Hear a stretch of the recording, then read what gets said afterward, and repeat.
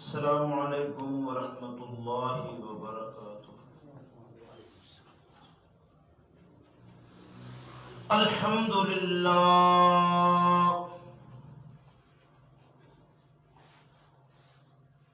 الحمد للہ نحمده ونستعینه ونستغفره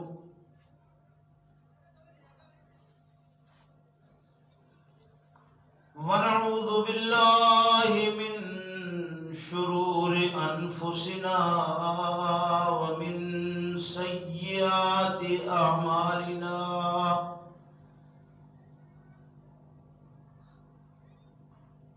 من يهده الله فلا مضل له ومن يضلله فلا هادي له ونشهد أن لا إله إلا الله وحده لا شريك له ونشهد أن محمدا عبده ورسوله أما بعد فإن خير الحديث كتاب الله وخير الهدي هدي محمد صلى الله عليه وسلم وشر الأمور محدثاتها وكل محدثة بدعة وكل بدعة ضلالة وكل ضلالة في النار۔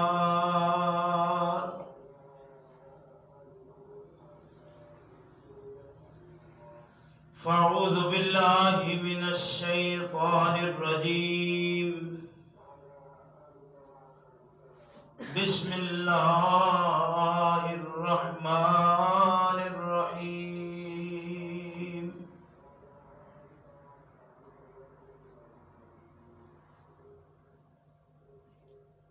تلك حدود الله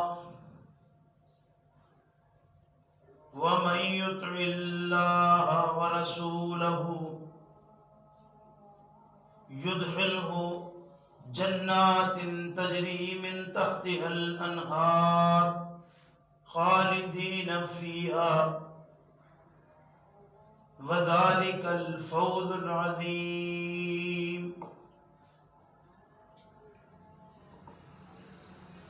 ومن يعص الله ورسوله ويتعد حدوده يدخله نارا خالدا فيها وله عذاب مهين۔ واللاتي يأتين الفاحشة من نسائكم فاستشهدوا عليهن أربعة منكم فإن شهدوا فأمسكوهن في البيوت حتى يتوفاهن الموت أو يجعل الله لهن سبيلا۔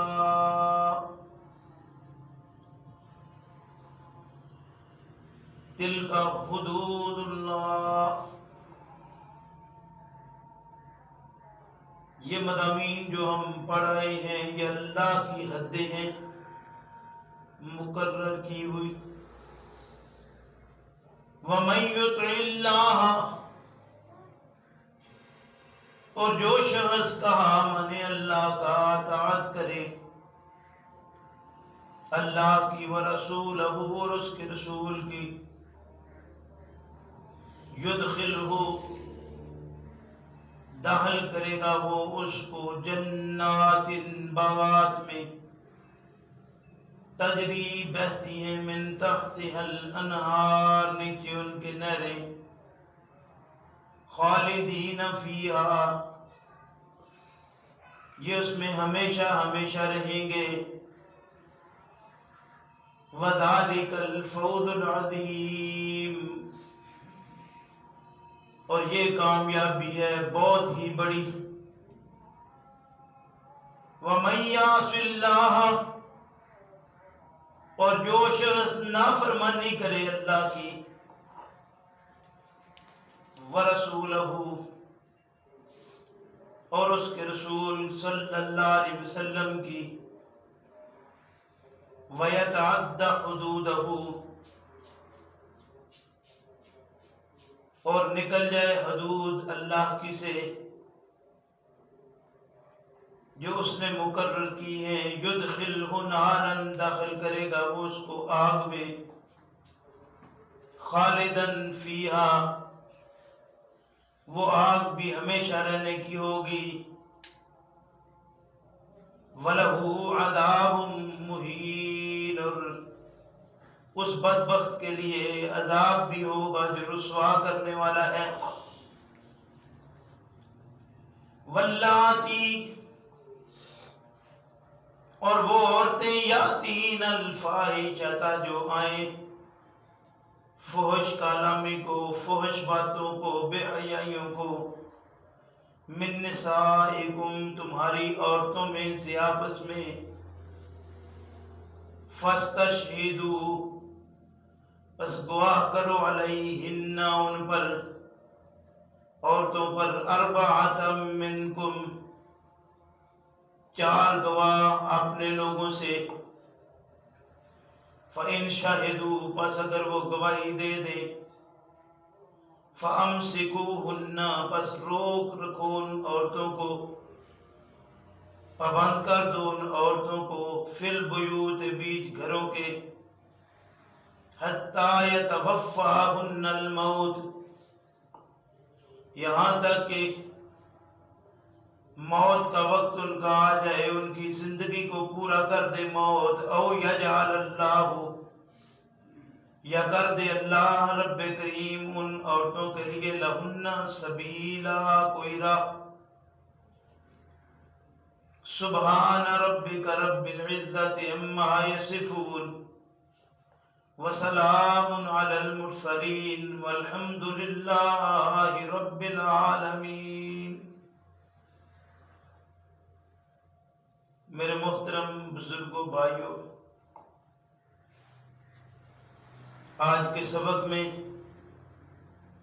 3 آیات کریمات آپ کے سامنے تلاوت کر کے ان کا ترجمہ کیا ہے اللہ رب کریم سے دعا ہے کہ اللہ ہم سب کو اپنی اس کتاب کو صحیح معنوں میں سمجھنے کی توفیق عطا فرمائے اور سمجھ لینے کے بعد جب بھی کسی شخص پر وہ وقت آن پڑے تو اس کے مطابق اللہ توفیق دے کہ عمل بھی ہو سکے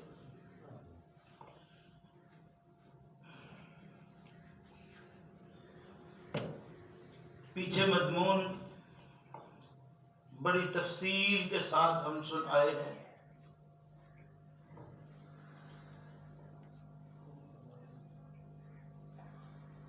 جو وراثت کا مضمون تھا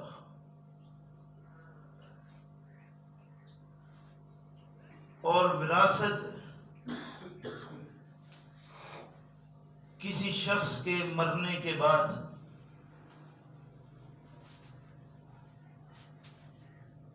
مرنے والا جو بھی چھوڑ کر جائے اس کی تقسیم کا باقاعدہ اصول مقرر کیا گیا ہے اس اصول اور قانون سے ہٹ کر اگر کوئی شخص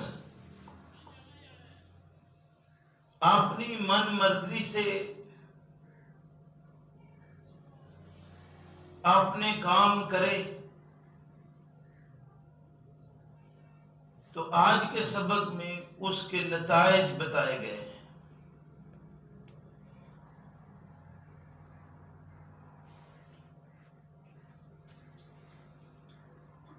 یہ بات وضاحتاً آپ سن چکے ہیں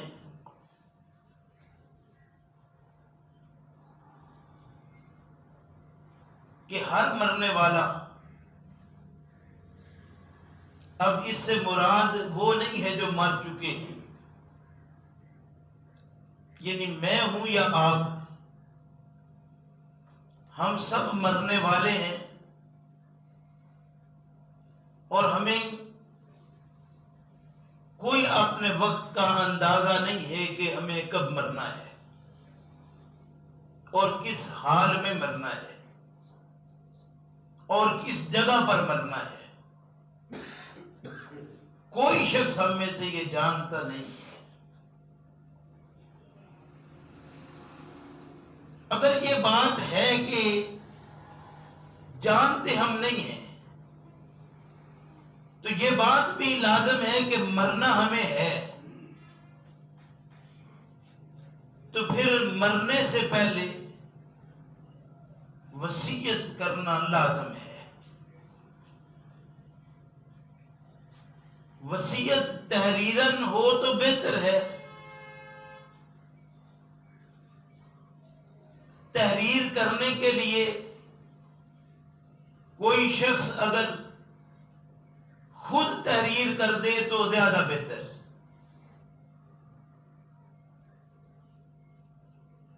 ظاہر ہے کہ ایک چیز لکھی ہوئی ہے اس کے ہاتھ کی، تو دیکھنے والے کو پتہ چلتا ہے کہ یہ اسی کا اپنے ہاتھ کا یہ کام ہے۔ لیکن اگر لکھوانا پڑے یا زبانی کسی کو کہنا ہو، تو پھر لازم ہے کہ اس کے لیے کوئی گواہ موجود ہو، اور وہ اپنے جب ضرورت پڑے تو گواہی دیں۔ اگر تحریر کرواتے وقت گواہ کیے ہوں تو ان کا باقاعدہ اندراج کر دیا جائے۔ اگر تحریر میں نہ ہو، کسی گواہ کا زبانی ہو، کوئی شخص گواہی کے لیے آ جائے کہ میرے سامنے یہ بات کہی گئی تھی، تو اس کے لیے بھی یہ باقاعدہ قانون بنا دیا کہ وہ آ کر پہلے قسم دیں گے، یعنی اپنی گواہی کو مضبوط کریں گے۔ اس کے لیے بھی باقاعدہ طریقہ کار کتاب و سنت میں واضح کیا گیا ہے۔ لیکن یہ بات جو میں عرض کر رہا ہوں، اگر اس میں تفہیم نہ ہو سکی ہو، جس طرح پچھلے جمعہ بعد میں ایک سوال بھی آیا تھا کہ ایک حدیث لا وصیۃ لوارث اور دوسری طرف اللہ کی کتاب قرآن کریم کے اندر واضح طور پر فرمایا گیا اور بار بار یہ بات کہی گئی کہ وصیت کوئی کی گئی ہو تو اس کو پورا کرنا ہے، اور پھر یہ بات بھی واضح کی گئی کہ وصیت جو ہے وہ للوالدین والاقربین، یعنی والدین اور قریبیوں کے لیے وصیت کرنا لازم ہے۔ اور وصیت ظاہر ہے کہ اگر قریبی ہیں تو والدین سے بڑا قریبی کوئی نہیں، اولاد سے بڑا قریبی کوئی نہیں۔ اولاد اوپر ہے، والدین جن کی وہ اولاد ہے، نیچے اولاد ہے جو اس سے آگے پیدا ہوئے ہیں، تو یہ سارے بچے جو نیچے ہیں وہ جو اوپر ہیں، یعنی دادا پوتے اور نانا ہے تو دوتے بچے ہیں، مطلب یہ سارے اس کے نیچے آ رہے ہیں، اوپر ہیں اس کے، تو ان سب کے لیے وصیت کس انداز سے کرنا ہے اور کس بات سے منع کیا گیا یا روکا گیا ہے۔ قرآن کریم نے اس بات کو واضح کیا کہ دیکھو حصص اللہ رب کریم نے مقرر کر دیے ہیں، ان حصص کے اندر آپ تبدیلی نہیں کر سکتے وصیت کرتے وقت بھی، کہ کسی کو حصہ زیادہ دے دیں، کسی کو کم کر دیں، اس طرح کی وصیت کرنا صحیح نہیں ہے۔ یہ کہا گیا تھا لا وصیت لوارث، وارث کے لیے ایسی وصایا نہ کریں کہ پچھلے لڑتے مرتے رہے۔ مقصود یہ تھا کہ جب حصص مقرر ہو چکے ہیں تو اب وہ جو حصے لینے والے ہیں ان کے لیے مقرر قانون ہے، وصیت 2-3 معاملات میں کہ تبدیلی اس میں نہ کی جائے، جو کچھ وصیت کرنے والا مرنے والا وصیت کرتا ہے اس کو دیکھ کر کہ یہ اس کا خیال تھا، وہ ہمارے سامنے آ گیا، وہ تقسیم کرتے وقت اگر مد نظر رکھا جائے تو حصص میں تبدیلی نہیں، لیکن اس کی بات کو مد نظر رکھا جانا چاہیے۔ ظاہر ہے وہ مالک تھا اس کا، اس لیے وصیت لکھنا لازم ہے۔ ایک لحاظ سے یہ فرض ہے ہر انسان پر کو وہ وصیت لکھے۔ اور رہی بات اوپر اور نیچے میں، جس طرح میں نے پچھلے جمعہ پر عرض کیا تھا کہ اگر کسی شخص کے اوپر باپ نہیں ہے لیکن دادا موجود ہے تو جو حصہ باپ کو ملنا ہے وہ دادے کو ملے گا۔ ایسے ہی اگر دادے سے اوپر ہے، یعنی باپ بھی نہیں دادا بھی نہیں پر دادا زندہ ہے، تو جو حصہ باپ کی طرف جانا تھا وہ خانہ خالی ہے، وہ اوپر جائے گا۔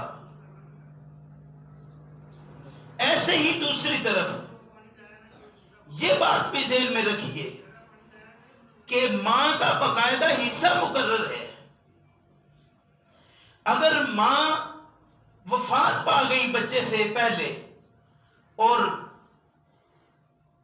بچہ کی بھی وفات ہو گئی، ماں کی جگہ خالی ہے، تو وہ ضائع نہیں چلا جائے گا، نہ کہیں اور طرف جائے گا۔ اگر ماں کی ماں موجود ہے، یعنی نانی اگر موجود ہے، وہ دادی کی طرف ہی نہیں جائے گا، وہ ماں کی جو ماں ہے اس کی طرف جائے گا۔ اگر ماں کی ماں نہیں ہے، باپ ہے، تو اس کی طرف جائے گا۔ یہ نہیں ہے کہ ننہال کا سلسلہ ختم ہو گیا۔ دیکھیے اللہ رب کریم نے ارشاد فرمایا کہ یہ بات یاد رکھو، تمہارے لیے اللہ رب کریم نے 2 طرح سے رشتے رکھے ہیں، نسبم و سہرا۔ ایک تمہارا حسب نسب ہے، دوسرا تمہارا سسرال ہے۔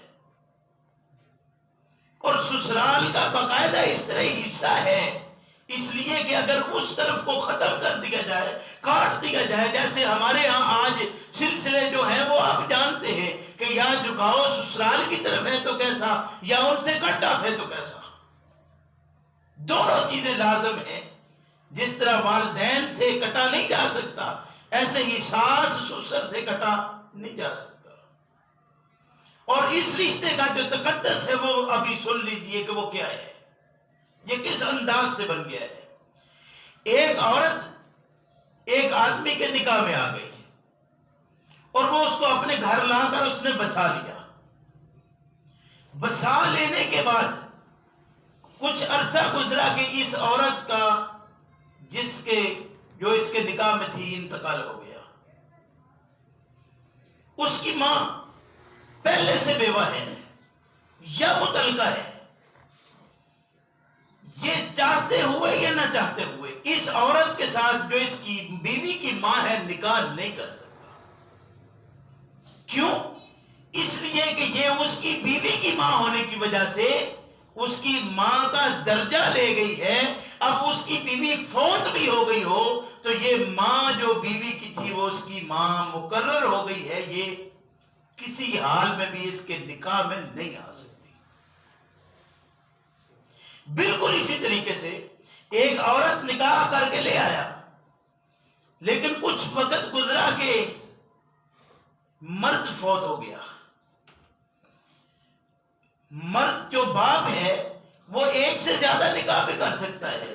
ان بچوں کی جو اس کے ہاں بچے ہیں ان کی پرورش بھی مقصود ہے، اور اس کو ضرورت ہو یا نہ ہو نکاح تو بہرحال یہ اگر چار نہیں تو کر سکتا ہے، لیکن یہ نکاح اس عورت سے نہیں کر سکتا اس لیے کہ یہ اس کے لیے ابدی محرم ہے. یہ اب مستقل حرام ہو گئی کہ اس کے ساتھ اس کا نکاح، یعنی یہ سسر اور بہو کا آپس میں نکاح نہیں ہو سکتا. اس کا مطلب یہ رشتے ختم نہیں کیے جا سکتے. بالکل اسی طریقے سے کہ یہ جو خالی جگہ بنی، یعنی ماں فوت ہو چکی ہے، بیٹے کی وفات ہوئی، ماں اوپر نہیں تھی، تو ماں کا حصہ اگر نانی ہے تو وہاں چلا جائے گا. یاد رکھیے اگر نانی کی ماں ہو، نانی اور ماں دونوں نہ ہو تو ادھر چلا جائے گا. یعنی یہ رشتہ اس طرف ایسا نکلتا چلا جائے گا. آپ کے ہاں کوئی اس کی قدر اور تقدس ہو یا نہ ہو، معاشرہ اس کو تسلیم کرتا ہو یا نہ کرتا ہو، لیکن یہ اوپر اسی طریقے سے جائے گا. بالکل اسی طرح ایک آدمی، اس کی زندگی میں اس کی اولاد میں سے کچھ فوت ہو جاتے ہیں. وہ جو فوت ہونے والے ہیں اس کے ہاں پہلے جو بیٹا تھا جو فوت ہو چکا ہے، اس کا آگے بیٹا ہے، وہ بھی اپنی کو جائیداد چھوڑ کر مر گیا ہے. ابھی دادا وفات پا رہا ہے، تو اس بچے کی وراثت میں جو فوت ہونے والا اب ہے، اگر دادا زندہ ہے تو یہ اوپر اسی طریقے سے اس کے ہاں وہ باپ نہیں تو دادا وارث بن جائے گا. جو باپ وارث تھا اسی جگہ پر دادا. اگر دادا نہیں پر دادا ہے، یعنی باپ اور دادا دونوں فوت ہو چکے ہیں، تو وہ پر دادا باپ کی جگہ پر وارث بنے گا. اور اگر بچوں میں کوئی وفات پا جائے تو اس کے بچے ہیں، بالکل اسی طریقے سے جس طرح اوپر یہ جائے گا ایسے ہی نیچے اگر کسی کا کوئی ایک بچہ فوت ہو گیا ہے تو اس کے ہاں بچے ہیں. یہ خانہ خالی نہیں چھوڑا جا سکتا، نہ ہی یہ اب رہ گئے ہیں جو یہ آپس میں تقسیم اور بانٹ لیں گے، نہیں ایسا نہیں ہوگا، بلکہ وہ جگہ جو بیچ میں خالی ہے اس جگہ پر اس کے جو بچے ہیں ان کو باقاعدہ حصہ جائیں گے. یہ اتنی وضاحت کے باوجود، یعنی آپ عقلی طور پر نقلی طور پر کسی بھی طریقے سے اس کو دیکھ لیں تو یہ بالکل واضح چیزیں ہو جاتی ہیں، کھلی چیزیں ہیں، کوئی اس میں ابہام نہیں تھا. لیکن ہمارا وہ شک کیونکہ ہم ہیں لے لیا والے کہ جو آ گیا ہے کسی طریقے سے مجھے مل کیسے سکتا ہے، تو یہ جھپٹا جھپٹی والا معاملہ ہے ہمارا. اسلام اس کا داعی نہیں ہے. اسلام اس بات کی دعوت دیتا ہے کہ یہ مال جو تم نے خود کمایا ہے وہ بھی جتنا اپنی ضرورت کا ہے اس سے علاوہ اپنے پاس مت رکھو. یسألونک ماذا ينفقون، پوچھا جاتا ہے آپ سے اے پیغمبر صلی اللہ علیہ وسلم کہ انفاق کیا کریں. ينفقون، نفق کے متعلق میں بار بار عرض کر چکا ہوں. نفق کہتے ہیں سرنگ کو جس کے دو دھانے ہوتے ہیں. ایک ہوتی ہے غار، غار ہوتی ہے جس کا ایک منہ ایک دھانا ہوتا ہے، یعنی جہاں سے جائیں وہیں سے نکلنا ہے. اور سرنگ ہوتی ہے جس کے دو دھانے ہوں، ایک طرف سے آتا ہے تو دوسری طرف نکلے، ایک دوسری طرف سے آیا ہے تو پہلی طرف نکل جائے. یعنی یہ نہیں ہے کہ اس کو ایک طرف سے جا کر ادھر سے ہی آپ کو نکل کر آنا ہے. گھوم گھما کر رستے دو بنا کر بھی جب ایک جگہ سے نکلیں گے تو وہ غار کہلائے گی، سرنگ نہیں. آئے دوسری طرف، ادھر سے آئے اس طرف، یہ ہے نفق. اسی سے ہے انفاق. اور محسوس نہ کرنا، منافق بھی نفق سے ہی ہے. جو دو منہ ہوتا ہے، ادھر لائی بجائی کی ادھر نکل گیا، ادھر لائی بجائی کی ادھر نکل گیا، اس لیے اسے منافق کہتے ہیں. یعنی منافق، یہ منافقت ہمارے اندر آ گئی، انفاق ختم ہو گیا. تو جب منافقت آ گئی، انفاق ختم ہوا تو حالات یہ بن گئے. اب اللہ رب کریم کی آیت جو آج کا سبق ہے، فرمایا تلک حدود اللہ، یہ اللہ کی حدیں ہیں. حد کسے کہتے ہیں؟ ایک باؤنڈری لائن ہے، ہم سارے جانتے ہیں کہ بھئی یہ تمہاری حد ہے، اس سے آگے تم نہیں جا سکتے۔ اور یہ جو حدود مقرر کی جاتی ہیں، ہمارے ہاں، میں دیہاتی آدمی ہوں، آپ بھی جانتے ہیں اس بات کو کہ ہمارے ہاں تو حد مقرر کرتے وقت اگر ایک لائن لگا دی جائے نا کہ یہ تمہاری حد ہے، اس سے آگے تم نہیں جا سکتے، پھر ہم وڈیرے ہمارے پھر کہتے ہوتے ہیں کہ ذرا موڑے دو جھل کے وہاں، مطلب اس سے آگے گزرے گا تو نتیجہ بھگتنا پڑے گا، جہاں نتیجہ بھگتنا پڑ جائے وہ حد ہوتی ہے۔ مطلب یہ دل کا حدود اللہ، یہ اللہ کی حدیں ہیں۔ کون سی؟ یہ جو بیان کی جا چکی ہیں، یہ اللہ کی حدیں ہیں، یہ حصص کی تقسیم اللہ کی مقرر کی ہوئی حدیں ہیں۔ اب ایمانداری سے کہیے کہ اللہ ایک حد مقرر کر دے اور انسان اس حد کو حد سمجھے نا، یہ ہماری حدود اور قیود کا ہمیں پرواہ ہی کوئی نہیں کہ کیا حد ہے، کہاں حد لگا دی گئی ہے۔ معاشرے کی حدود مقرر کی ہوئی پھلانگنا مشکل ہوتا ہے۔ لوگ جب اکٹھ کرتے ہیں، اکٹھ کر کے کچھ پابندیاں لگا دیتے ہیں کہ بھائی ہمارے گاؤں میں یہ پابندی ہے کہ آپ یہ رسومات نہیں کر سکتے۔ مثلا شادی بیاہ پہ مہندی کی رسم ہے، سارے کہتے ہیں، میرے گاؤں والوں نے اکٹھ کیا، انہوں نے کہا کہ آپ یہ گلیوں کے اندر ٹول ٹمکا لے کر اس طرح نہیں جا سکتے، حالانکہ دربار ہے، میلہ لگتا ہے، ٹول آتا ہے، لیکن مل جل کر ایک فیصلہ کر دیا۔ اب ایک حد لگ گئی کہ آپ گاؤں کے اندر یہ رسم نہیں کر سکتے، حالانکہ دوسرے گاؤں میں ہو رہی ہے، ادھر پابندی لگ گئی ہے۔ پھر کوئی کرنے والا کر جائے تو لوگ اس کے ساتھ کیا کرتے ہیں؟ اگر تو صحیح معنوں میں وہ اپنی جگہ پر قائم ہوں اور ڈنڈی نہ ماریں، اوپر نیچے نہ کریں۔ قرآن نے ایک بات کہی، وَمَن يَتَعَدَّ حُدُودَ اللَّهِ فَأُولَٰئِكَ هُمُ الظَّالِمُونَ۔ یہ ظلم کیا ہے؟ کسی چیز کو اس کے اوپر لے جایا جائے یا نیچے اس کے مقام سے، یہ ظلم ہے۔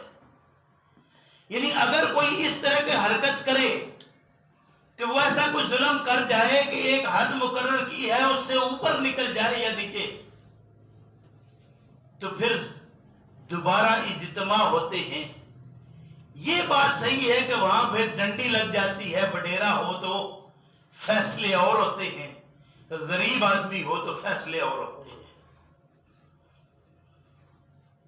لیکن ایسا بھی ہوا کہ جب یہ صورتحال دیکھی تو پھر مجلس قائم ہوئی،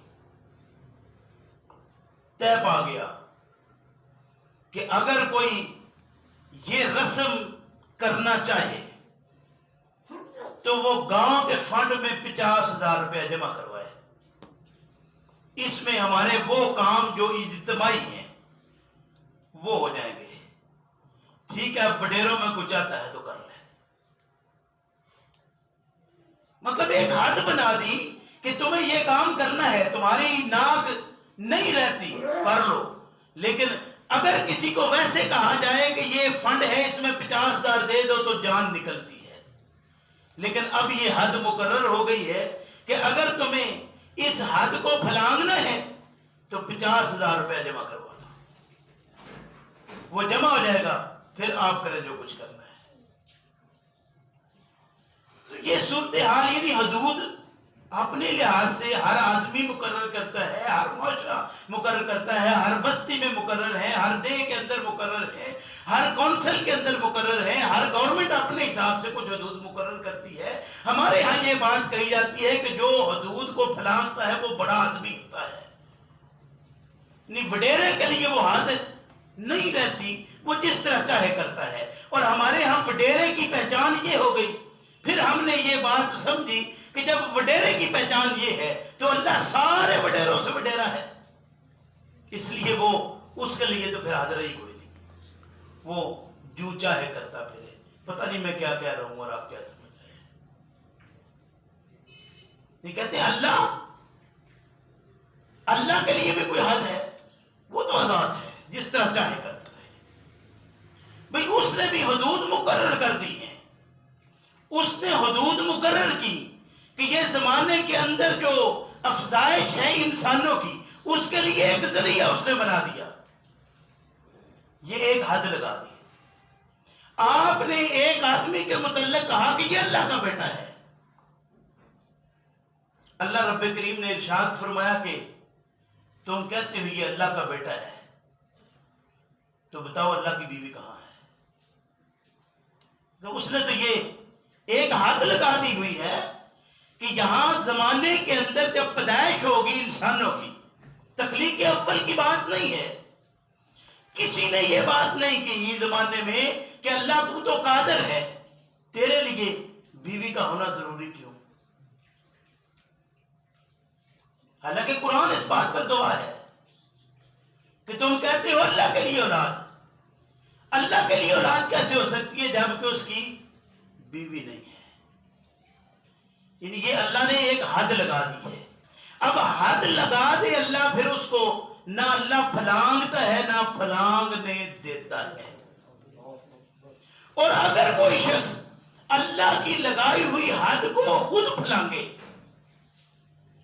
تو وہ ظالم ٹھہرتا ہے، اور جو ظالم ہو اس کا نتیجہ اللہ کے ہاں اسے بھگتنا نہ پڑے۔ تو یاد رکھو اللہ رب کریم نے باقاعدہ یہ اعلان کیا ہے کہ اللہ ظالم نہیں ہے، وہ اوپر نیچے نہ کرتا ہے نہ کرنے دیتا ہے۔ وقت آئے گا تو تم کوشش کے باوجود بھی اوپر نیچے نہیں کر پاؤ گے۔ یہ فرمایا تِلْکَ حدود اللہ، یہ اللہ کی مقرر کی ہوئی حدیں ہیں۔ وَمَن يُطِعِ اللَّهَ وَرَسُولَهُ،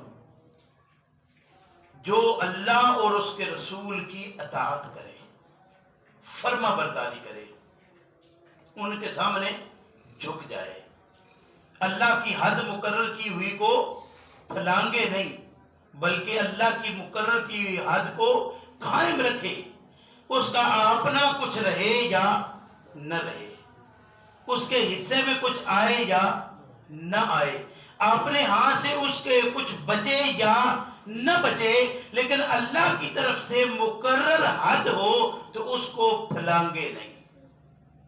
اس کے رسول صلی اللہ علیہ وسلم کی طرف سے جو حدود مقرر کی، ان حدود کو کوئی پھلانگے نہیں۔ مَن یُطِعِ اللَّهَ وَرَسُولَهُ، جو شخص بھی اطاعت کرے گا اللہ کی، ورسولہ اور اس کے رسول صلی اللہ علیہ وسلم کی، یدخلہ جنات تجری من تحتها الانہار، تو وہ داخل کیا جائے گا باغات میں جن کے نیچے نہریں بہ رہی ہیں، اور آگے فرمایا خالدین فیہا۔ میں پہلے بھی عرض کر چکا ہوں کہ وہ جنت الخلد ہے، جنت الخلد۔ قرآن کریم نے 3 طرح کے لوگوں کا مرنے کے بعد بتایا ہے، 3 طرح کے لوگ، مرنے والے 3 طرح کے۔ ایک تو وہ ہیں جنہوں نے ساری زندگی حدود اللہ کو قائم رکھا، ان کا پاس کیا، اور اپنی زندگی جس طرح کی بھی گزر سکی گزار کر چلے گئے، یعنی تقوی کے اندر۔ متقی کیا ہے؟ کہ جس نے اپنی زندگی اس طرح گزاری جیسے خاردار جھاڑیوں سے اپنے لباس کو اپنے کپڑوں کو سمیٹ کر گزرا جاتا ہے، وہ ایسے گزر گیا۔ ایسا متقی آدمی اللہ کے فضل و کرم سے اس کو جاتے ہی اس کے دائیں ہاتھ میں نامہ اعمال تھما دیا جائے گا، اور وہ پکار پکار کر کہے گا، لوگوں آؤ یہ پڑھو میری کتاب کو، آؤ دیکھو میری کتاب۔ وہ بڑا خوش ہوگا، بلا بلا کر کہے گا کہ میری کتاب دیکھ لو۔ اور وہ خوشی کس میں ہوگی، کس بات پر ہے کہ اسے وہ جنت کا سرٹیفکیٹ مل گیا جاتے ہی۔ اب یہ مرنے کے بعد اللہ کے فضل و کرم سے جنات النعیم کا مستحق ہو گیا۔ وہ جنات جن کے نیچے نہریں بہہ رہی ہیں، یہ اپنی مرضی کی پوری زندگی جیے گا، اس میں کوئی روک ٹوک نہیں۔ جو روک ٹوک والی ہو وہ جنت نہیں ہے۔ جہاں کسی کو روکا جائے، یہ قرآن کہتا ہے، وہ جنت نہیں ہے۔ وہ جنت ایسی ہے جہاں کوئی روک ٹوک نہیں ہے۔ ما تشتہیہ الانفس، جو تیرے نفس کی خواہش ہوگی، اشتہا ہوگی، جو چاہے گا وہ ہو جائے گا، وہ ایسی جنت ہے۔ ایسے باغات کہ انسان چاہے کہ مجھے یہ وہ سارے خوبصورت نظارے جو میں زندگی میں نہیں کر سکا، وہ خوبصورت پھل، وہ مزیدار پھل اور کھانے جو زندگی میں نہیں کھا سکا، جس چیز کی اشتہا ہوگی وہ سامنے آئے گا۔ تیری خواہش ہے تجھے مل گیا۔ یہ کون ہے؟ جس کے دائیں ہاتھ میں جاتے ہی نامہ اعمال پکڑا دیا گیا کہ حضرت یہ تمہارا نتیجہ ہے، یہ اپنا لے لو، تم پاس ہو۔ دوسرے وہ لوگ ہیں جو جانتے ہی نامہ اعمال ان کا تھما دیا جائے گا کہ حضرت جی تم پیر جی تھے، تم حضرت صاحب تھے، تم شیخ بھی تھے، لیکن تمہارا کھانا حرام کا رہا، پینا حرام کا رہا، رہنا حرام کا رہا، تم نمازیں پڑھتے رہے، عبادات بہت کرتے رہے، بڑی نیکیاں تم نے زندگی میں کی، لیکن سنبھال نہ سکے۔ چھید والا معاملہ تھا تمہارے برتن میں کہ تم کچھ بھی اپنے پاس سنبھال کر نہیں لائے۔ نمازی تھے اس لیے کہ لوگ دیکھ کر اعتماد کریں گے، عبادتیں اس لیے کرتے تھے کہ لوگ دیکھ کر اعتماد کر لیں کہ یہ بڑا متقی، بڑا پرہیزگار، بڑا نیک، اللہ کا ولی، تو وہ تیری ولایت دنیا میں مان لی گئی، یہاں کے لیے کچھ نہیں لایا۔ اور اگر برا نہ لگے تو میں یہ بھی عرض کروں کہ امام صاحب جو مصلی پہ کھڑے ہو کر نماز پڑھاتے ہیں بڑی خوشی کے ساتھ اور مطمئن ہو کر، پوچھا جائے گا کہ جو کچھ وہاں کرتے رہے اس کا تو معاوضہ مل گیا آپ کو حضرت، یہاں کے لیے کیا لے کے آئے ہو؟ تمہارے تو خط میں نماز ہے ہی کوئی نہیں، کوئی سلسلہ تمہارا تو وہ کوئی صورت ہی کوئی نہیں ہے۔ لم نکن من المصلین، نماز اگر ہے بھی تو وہ کیا ہے، منہ پر دے مر جائے گی کہ یہ تیری نماز ہے، لے لے اپنی، سرے سے مانا ہی نہیں کسی بات کو، کافر ہے، منکر ہے، دھوکا کرنے والا ہے، فراڈ کرنے والا ہے۔ اب یہ سارے کیلکولیٹ ہو کر اس کے سامنے آ گیا ہے کہ نتیجہ کیا ہے، فیل ہو گیا ہے۔ التی نقضت غزلها من بعد قوة انقاصا، فرمایا اس عورت کی طرح مت ہونا، نقضت غزلها من بعد قوة انقاصا، جو محنت کر کے، مشقت کر کے، بہت وقت لگا کر، جان جوکھوں کا کام اس نے کیا کہ ایک ایک تار کو اس چرخے کے اوپر کاتا۔ نقضت غزلها، اس نے اس چرخے کے اوپر ایک ایک تار کو بنایا۔ یہ چرخہ کاٹنا آسان نہیں ہے، سارا دن بیٹھ کر ایک ایک تند کو ذرا ذرا کر کے وہ بال چڑھانا اور پھر اکٹھا کرنا، پھر بال چڑھانا اکٹھا کرنا اور پھر وہ پنے تیار کرنا۔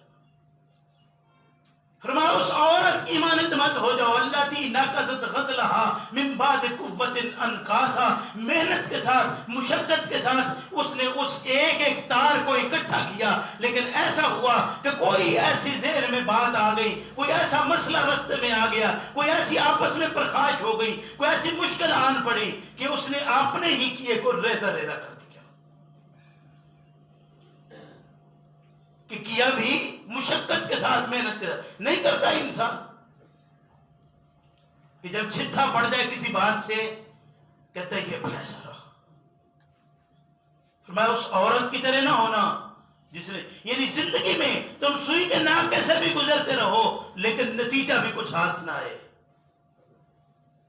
سورہ اعراف پڑھیے، اللہ رب کریم ارشاد فرماتے ہیں کہ یہ انسان جو جنت میں ہے یہ جنمیوں سے پوچھیں گے، کہیں گے کہ کچھ وعدے اللہ نے کیے تھے ہم سے، وہ وعدے ہم نے تو پورے پائے ہیں، ذرا بتاؤ کہ جو تمہارے ساتھ وعدے تھے وہ بھی پورے ہوئے ہیں؟ کہیں گے ہاں بالکل وہ پورے ہوئے ہیں، یہ مان گئے ہیں، تو اب کیا معافی مل جائے گی؟ کوئی صورت نہیں ہے۔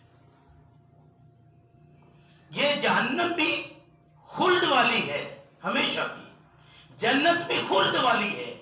تیسرا ایک ہے جن کے متعلق اللہ رب کریم نے ارشاد فرمایا، وہ آراف والے ہیں، جو لیٹر آن رزلٹ ہے ابھی آیا نہیں، یہ دونوں طرف دیکھتے ہیں، ان کو بھی پہچانتے ہیں ان کو بھی پہچانتے ہیں، دیکھ کر ادھر بھی پہچان ہے ادھر بھی، ان کو پہچانتے ہیں، کہتے ہیں مبارک ہو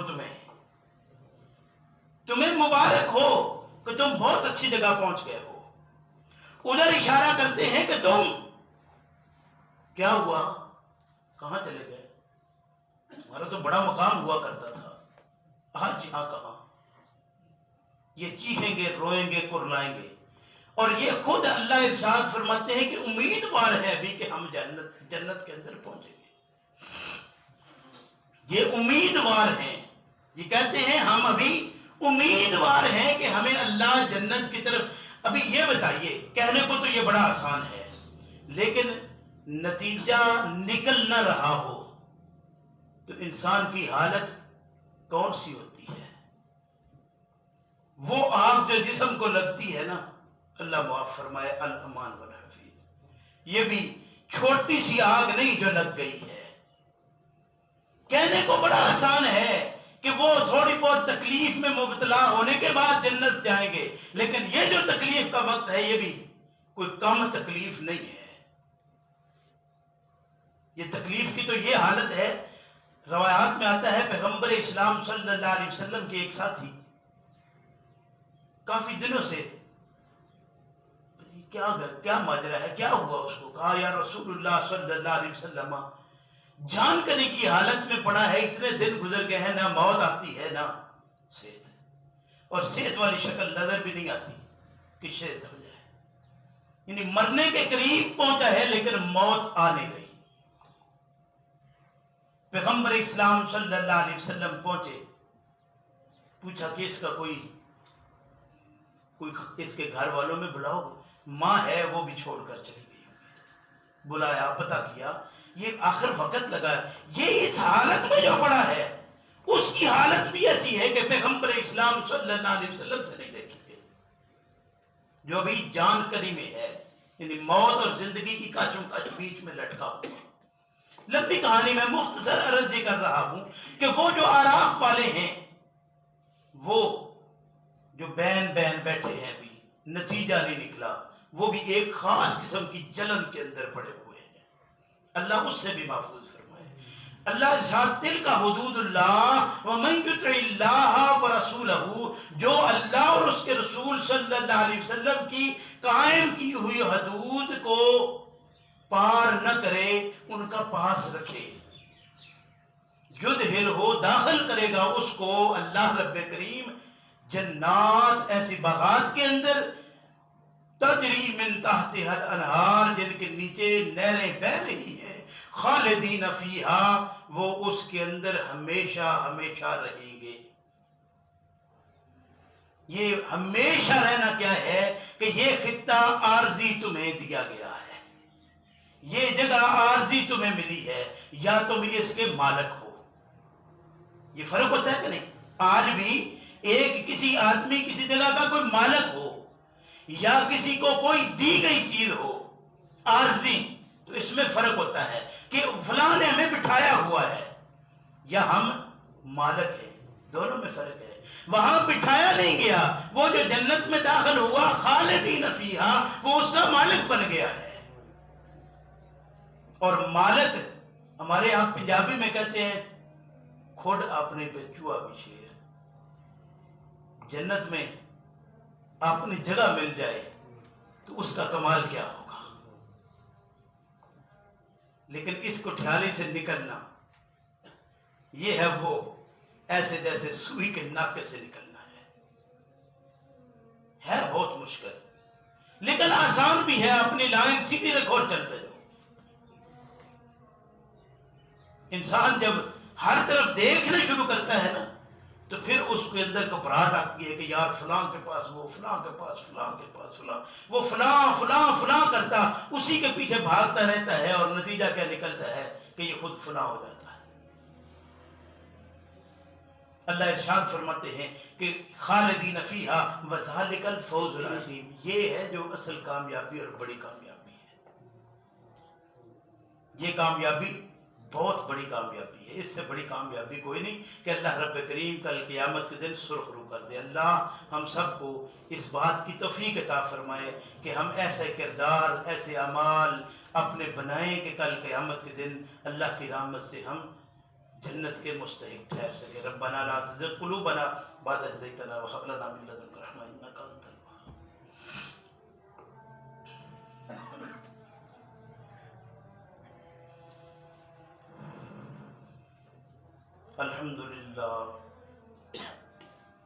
الحمد لله نحمده ونستعينه ونستغفره ونعوذ بالله من شرور أنفسنا ومن سيئات أعمالنا، من يهده الله فلا مضل له ومن يضلله فلا هادي له، ونشهد أن لا إله إلا الله وحده لا شريك له، ونشهد أن محمدا عبده ورسوله، أما بعد فإن خير الحديث كتاب الله، وخير الهدي هدي محمد صلى الله عليه وسلم، وشر الأمور محدثاتها وكل محدثة بدعة وكل بدعة ضلالة وكل ضلالة في النار، فاعوذ بالله من الشيطان الرجيم، بسم الله الرحمن الرحيم، ومن يعص الله ورسوله يتعد حدوده يدخله نارا خالدا فيها وله عذاب مہین۔ میرے محترم بزرگوں بھائیوں، ایک تو وہ جنت کے واقعات یا جنت کی وہ اللہ کے فضل و کرم سے جو میوہ جات ہیں، جنت کے اندر جو نہریں ہیں، وہ ٹھنڈے پانی ہیں، مشروبات ہیں، شہد ہے، دودھ ہے۔ اللہ توفیق عطا فرمائے کہ کردار وہ بن جائے، اعمال وہ بن جائیں کہ اس کے مستحق ٹھہرے۔ کچھ لوگوں نے ایک بات یہ معروف کی ہوئی ہے کہ جس طرح باقی بھی بہت ساری ہیں، یہ جنت اور دوزخ کا منکر ہے۔ تو میرے بھائی، یہ جنت کا اور دوزخ کا انکار کیسے ممکن ہے؟ وہ بندہ مومن ہو ہی کیسے سکتا ہے جو جنت اور دوزخ کا ہی منکر ہو؟ گویا جو صحیح رستہ ہے اس میں توحید و رسالت کے ساتھ تیسری چیز فکر آخرت ہے، اور آخرت کی فکر میں جہاں جہنم کا خوف، وہیں جنت کا خیال، جنت کی چاشنی، یہ دونوں چیزیں ہیں. اور اللہ کے پیغمبر صلی اللہ علیہ وسلم جہاں نذیر ہیں کہ آپ ڈراتے رہے، وہاں آپ صلی اللہ علیہ وسلم بشیر بھی ہیں کہ آپ خوشخبریاں دیتے رہے. یعنی خوشخبری جنت کی، ڈراوا دوزخ کا، اس سے انکار ممکن کیسے ہے؟ اس لیے یہ بات، ہاں میں یہ بات پھر کہوں گا کہ دیکھیے یہ جنت اور دوزخ کا جو معاملہ ہے، یہ اللہ رب کریم نے کسی شخصیت کے ساتھ خاص نہیں کیا، کسی نسل کے ساتھ خاص نہیں کیا، یہ کردار کے ساتھ خاص کیا ہے. کردار کسی کا ہو، جیسا کردار ہے اس کا وہ نتیجہ اسے مل جائے گا. یہ جو ہمارا تصور قائم کیا ہوا ہے کہ اللہ جس کو چاہے وہ جنت میں داخل کر دے، جس کو چاہے دوزخ میں ڈال دے، تو یہ چاہت اس کی نہیں. ہاں اس کی چاہت تو یہ ہے کہ تم سارے جنت میں جاؤ، لیکن کردار اگر وہ نہ اپنائے، فرمایا کہ وَمَن يَعْصِ اللَّهَ، وہ اللہ کی حدود تھی، جس نے بھی ان کی حدود کو پاس رکھا وہ تو جنت گیا. وَمَن يَعْصِ اللَّهَ، جس نے بھی نافرمانی کی اللہ کی حدوں کی، وَرَسُولَهُ، اور اس کے رسول صلی اللہ علیہ وسلم کی مقرر کی ہوئی حدود کی جس نے بھی نافرمانی کی، يُدْخِلْهُ نَارًا خَالِدًا فِيهَا، وہ ایسی آگ کے اندر داخل کرے گا جو ہمیشہ رہنے والی ہے. اب بتائیے وہ نظریہ جو بنا کہ کچھ دیر جہنم میں ڈال کر پھر جنت میں لے جائے گا، یہ کہاں سے آیا ہے؟ اگر یہ سوال کرنا میرا جنت اور دوزخ کا انکار ہے تو یہ سوال میں کرتا رہوں گا. اس لیے میرے بھائی یہ جو دنیا کی زندگی ہے، میں نہیں کہتا، اللہ کے پیغمبر صلی اللہ علیہ وسلم کا فرمان الدنیا مزرعۃ الآخرہ، یہاں جو بیج بونا ہے کل وہی کاٹنا ہے. آج بیج برا بویا، کل فصل اچھی نہیں لی جا سکتی. اور پھر اس کے لیے حفاظ بٹھائے جائیں، مولوی بٹھائے جائیں، پیر بلائے جائیں، ساری کوشش کی جائے کہ کوئی طریقہ ایسا بن جائے، کوئی صورت نہیں ہے. ہمارے ہاں محسوس نہ کرنا، لوگ کہتے ہیں کہ وہ آدمی جس پر جہنم واجب ہو گئی ہے، یہ بیانات میں سنوا سکتا ہوں، جس پر جہنم واجب ہو گئی ہے، اس کی نسل میں اس کا بیٹا بیٹی، اس کا پوتا پوتی، اس کا دوتا دوتی، نسل میں سے کوئی ایک حفظ کر جائے، اور وہ حافظ اس ابدی جہنی اپنے دادے نانے، اپنے باپ، اپنی ماں، اپنے چاچے، اپنی خالہ، اپنی پھپھی، اپنی ماسی کے لیے جب سفارش کرے گا تو جہنمی ابدی ہو تو وہ جنت میں چلا جائے گا. میں پوچھتا ہوں کہ کہیں اللہ کی طرف سے یہ پیغام ہے تو مجھے بتائیے، اگر نہیں ہے تو میں اس کا انکار کروں. ایک حافظ بنا لینے سے، اگر یہ سلسلہ بن جانے سے خاندان میں یہ سلسلہ نصیب ہو تو میرے بھائی اس دنیا میں کچھ کرنے کی انسان کو ضرورت نہ رہے. یہاں جو بیج بونا ہے وہ کاٹنا ہے. اگر یہ سلسلہ ایسا ہی ہو تو مجھے بتائیے کہ اللہ کے پیغمبر صلی اللہ علیہ وسلم سے بہتر کائنات میں کون ہو سکتا ہے؟ اگر ایسی بات تھی تو حقیقی چچا ہونا پیغمبر اسلام صلی اللہ علیہ وسلم کا، تبت یدا ابی لہب وتب،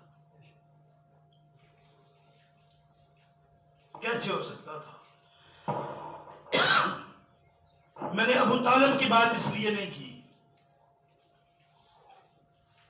کہ ان کا سلسلہ مختلف ہے. اس ابو طالب نے تو ساری زندگی رسول اللہ کا ساتھ دیا، لیکن ابو لہب یہ ماں اور باپ دونوں سے عبداللہ کا سگا بھائی. اگر ایسی بات ہوتی، ابو لہب کی بیٹی پیغمبر اسلام صلی اللہ علیہ وسلم کے سامنے شکایت کرتی ہے مدینہ طیبہ میں کہ یا رسول اللہ صلی اللہ علیہ وسلم، مجھے لوگ ابو لہب کی بیٹی ہونے کا دعویٰ دیتے. اللہ کے پیغمبر صلی اللہ علیہ وسلم فرمایا نماز جب پڑھی جائے گی تو ذرا کھڑے ہونا.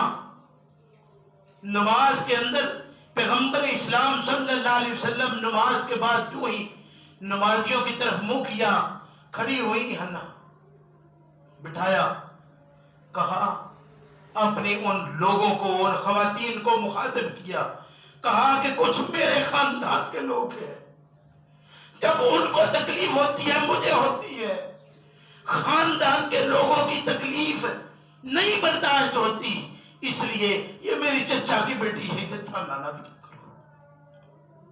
اگر صرف اتنی بات ہوتی تو کائنات کے یہ محترم اور بہترین شخصیت کھڑے ہو کر کیوں اعلان نہ کرتے کہ میں اعلان کرتا ہوں شفیع المذنبین ہو، جتنا بھی گنہگار تھا میں جنت میں لے آؤں گا. کیوں نہ کہتے کہ یہ بیٹی ہے ان کی، آؤ قرآن کو حفظ کر لو، قرآن کے حفظ سے تمہارا باپ جنت میں آ جائے گا. میرے بھائی نہیں ہو سکتا یہ.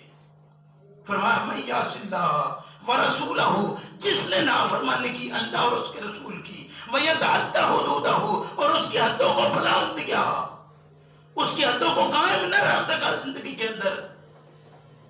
کافر تو کافر ہے نا، مومن زیادہ گنہگار ہو جاتا ہے غلط معاملے میں. کیوں؟ اس لیے کہ اس نے یہ دورہ مجرم ہوا ہے. یعنی ہم دورے مجرم ہیں اس ابو لہب سے، اس نے تو مانا ہی نہیں. ہم اس سے دورے مجرم ہیں کہ ہم مان کر پھر ان حدود کا پاس نہیں کرتے. اللہ ہمیں سمجھ کی توفیق عطا فرمائے. میرے بھائی یہ 2 آیات آج کے سبق میں، دوسرا رکوع سورہ النساء کا یہاں مکمل ہوا. اللہ توفیق دے اگلی آیات کو بھی پڑھ کر آئیے. اللہ توفیق دے کہ ہم قرآن کریم کو سیکھنے والے بنے. ربنا لا تزغ قلوبنا بعد إذ هديتنا وهب لنا من لدنك رحمة إنك أنت